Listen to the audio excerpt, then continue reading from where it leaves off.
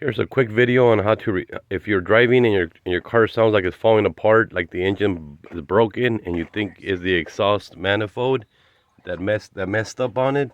It's not. It's this piece right here. This little hose goes right into that part goes right next to the turbo, and it came right off. So this was making all the noise.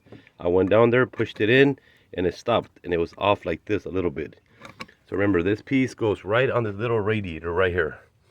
It goes on the side of it. Look at my finger right there. And it goes down about 10 inches into the side of the block that looks like the exhaust. I just removed my filter, and I removed all these pieces right here. All the undercarriage stuff. That was it. I went and got a quote, and it goes behind the driver's tire on the back side somewhere down there. It's really hard to tell you. But remember, I just moved it.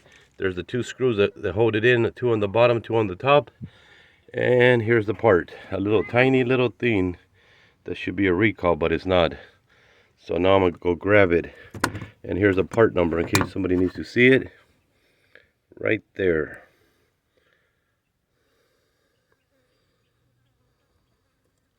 So remember, this little pipe is your whole problem if your engine sounds like it's falling apart.